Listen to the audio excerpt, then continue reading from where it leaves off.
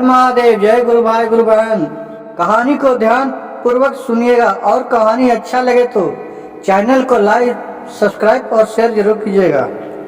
एक बार की बात है कि जंगलपुर में जंगल राजा के राज्य में एक बहुत ही विद्वान पंडित रहता था। कुछ दिन बाद पंडित ने सोचा उसका एक बहुत ही अच्छा मित्र था। कहा कि चलते हैं आज मित्र के पास मिलने के लिए, बहुत दिन से मित्र के पास मिलने के लिए नहीं गए हैं। उसका मित्र बहुत ही दूर रहता था।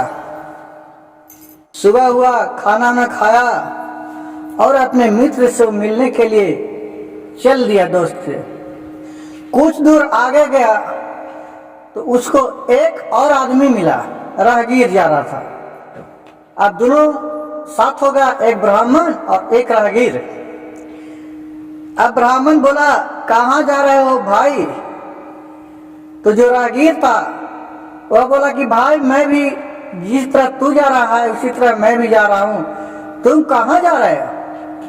तो बोला कि मैं तो जा रहा हूँ, अपना एक रामू दोस्त है उसी से मिलने के लिए। कहा कि चलिए मैं भी वहीं जा रहा हूँ। कहा कि ठीक है, तो आपको नाम क्या हुआ? कहा कि मेरा नाम तो यमदूत है। यमदूत है? तो हाँ। कहा कि ठीक है। अब इसी तरह रामू और यमदूत दोनों आपस में बातचीत करते करते जा रहे थे। दूसरा दिन हुआ तो यमदूत एक गांव में, जो जंगल में एक गांव था, तो उसी के पास रुक गए दोनों दोस्त। शाम हुआ तो रात में देखा कि उस गांव में आग लग गया एकाएक और वहां 3 आदमी मर गया। फिर सुबह हुआ और यमदूत और रामू दोनों फिर वहां से चले। फिर कुछ दूर आगे जेते जेते फिर शाम हुआ, फिर दोनों रुक गए। वहां देखा शाम में की रात में 2 भाई था।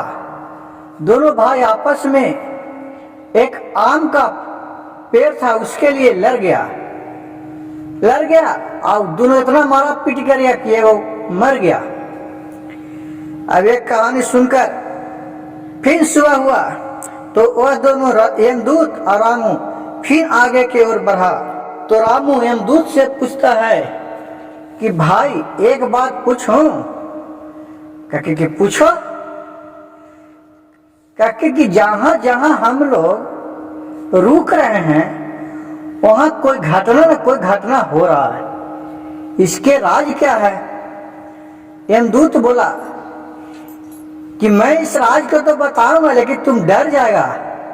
कहा कि नहीं नहीं नहीं दोस्त, ऐसा क्या बात है कि मैं डर जाऊंगा? तो नहीं डर जाएगा। कहा कि नहीं डरेंगे ना। कहा हिम्मत है? तो हाँ हिम्मत क्यों नहीं है। कहा ठीक है हिम्मत है तो सुनो। तो बताइए। कहा जहां पहले रात में आग लगा था उसको उस दिन मृत्यु लिखा हुआ था 3 आदमी को। उस दिन वो मर गया आग में जल के। दूसरा दिन जहां हम लोग रुके वहां तो भाई के हाथ से उसका मृत्यु लिखा हुआ था। उसमें दोनों भाई एक आम के चक्कर में लड़ा और मर गया। कहा कि तुमको मालूम कैसे था? कहा कि मेरे नाम है यमदूत है ना। अब यार सोच के वह डर गया। कहा कि अभी ना बोले थे दोस्त कि डरना नहीं। कहा कि ठीक है, तो तुम इतना जा रहे हैं कि सबको तो अबरी किसका मृत्यु लिखा है ये तो बताइए। कहा कि अबरी तुम्हारा जिस दोस्त से मिलने जा रहे हो उसी दोस्त का अबरी मृत्यु लिखा हुआ है। यमदूत के बात सुनकर वह मन ही मन सोचने लगा, ये मैं तो दोस्त के पास जाऊंगा तो मेरा पक्लेम आ जाएगा, मैं अब नहीं जाऊंगा वहां। तो कहा अच्छा आप इतना जा रहे थे, ये तो बताइए कि मेरा मृत्यु कब लिखा है? कहा कि आपका मृत्यु आज से 6 महीना बाद लिखा है। तो कहाँ लिखा है? कहा कि आपको राजा के एक दूसरे राजा के महल में लिखा है, अपने राज्य में नहीं दूसरे राज्य में, और वहां आपको फांसी से होगा मृत्यु। कहा कि मैं दूसरे राज्य में फांसी से मृत्यु होगा तो हाँ, और तुम हंसी खुशी से फांसी को स्वीकार करेगा। कह के ऐसा, कह के ठीक है। फिर वहां से आगे यमदूत और रामू बढ़ा तो अपने दोस्त के पास जा रहा था कि सोचा कि नहीं अब नहीं जाएंगे, तो उसी जगह से पीछे में घूम गया। दोस्त के पास नहीं जाकर पीछे में घूम के 4 डेग बढ़ा तो देख रहा है कि उधर से उसका दोस्त आ रहा है। कह रहे कहाँ यार, कहाँ इन्हें घूमा, चला चला चला घरे चला करे। कहा कि नहीं नहीं दोस्त, मैं जा रहे हैं जी, इधर आए तो कोई काम से। कहा कि ना दोस्त चलिए ना घरे। उसी तरह उसको पैर फिसला और उसी जगह वो मर गया। अब यह बात देखकर बहुत दुखी हो गया और यमदूत वहां से अपना फिर चला गए। यमदूत किधर गए उसको पता रामू को फिर नहीं चला। यह सब बात देखकर और सुनकर बहुत वो चिंतित हो गया और अपने राज्य में आया और राजा के बोला, ये सारी कहानी कह के सुना दिया। राजा बोला, ब्राह्मण के बात सुनकर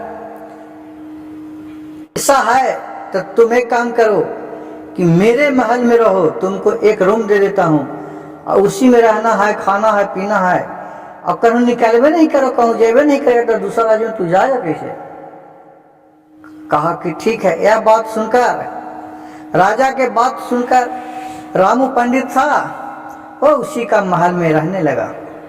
इसी तरह सोचते सोचते उसका जिस दिन उसका लिखा था कि फलना दिन वो जाएगा,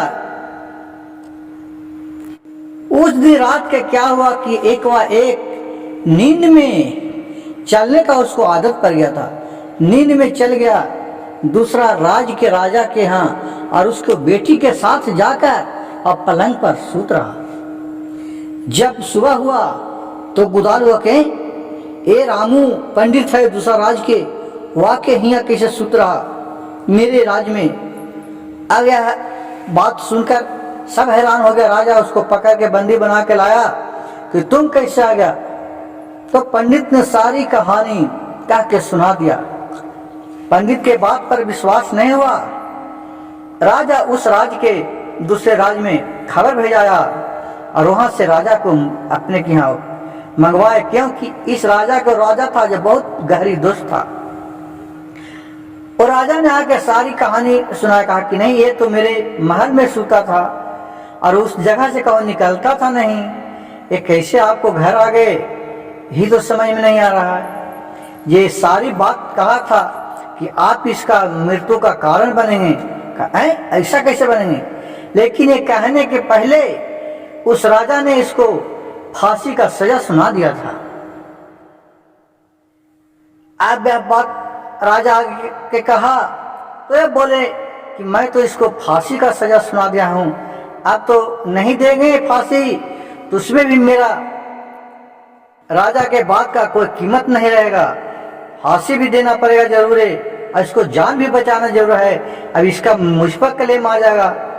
तो कुछ पंडित लोग और विद्वान लोग उसके राजा में मंत्री लोग थे, तो मंत्री के बुलाए और बोले कि इसका कोई निर्णय निकालो कि ताकि इसका फांसी भी पड़ जाए और हमको पर आरोप भी न लगे और इसका जान भी बच जाए। मंत्री लोग ने सब आपस में विचार किया तो बोला कि राजन, हम लोग का यह समझ में आ रहा है कि इनको फांसी दिया जाए, लेकिन कच्चा धागा से दिया जाए। एक उनका नियम करा जाए कि मैं फांसी दे रहा हूं, कच्चा धागा से तो टूट जाएगा इनको, कच्चा धागा से तो मरेंगे नहीं क्योंकि एकदम फुसफुस होता है। तो राजा के बात कहा कि हाँ ये तो बात ठीक कहा और उसी तरह इसको लटका दिया जाए। कहा कि ठीक है। सारी तैयारी हो गया, टाइम टेबल सब कर गया फिक्स। ये भी हंसी हंसी से अपने राज फांसी चढ़ने के लिए तैयार हो गया कि अब तो हम मरेंगे कैसे, कच्चा सूता से थोड़ी मरेंगे हम।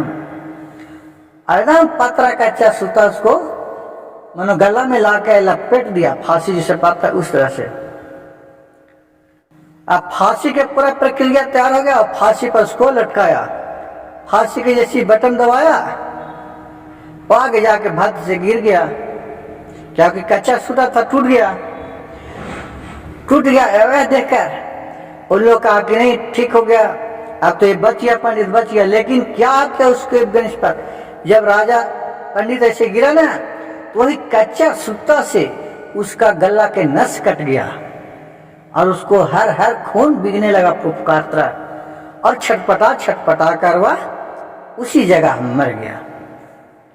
दोस्तों, यह कहानी से हमको यह प्रेरणा मिलता है कि भगवान को लिखा कहूँ कोई नहीं मिट सकता है। जिस समय जिसको भगवान जहाँ पर मृत्यु लिख दिया है वहाँ पर होना ही है, लेकिन मृत्यु अपने आप को कोई नहीं जानता है कि मैं कब मरूंगा। यह जान जाए तो उसको डर पैदा हो जाता है। इसलिए कहूँ देखिए, एक्सीडेंट से मरा है, कोई लड़ाई से मरा है, कोई बम से मरा है, तो उसको सब ऊपर वाला भगवान का लीला है, शिव गुरु का लीला है। सब पालन हरता वही है और संहार हरता भी वही है। हर हर महादेव।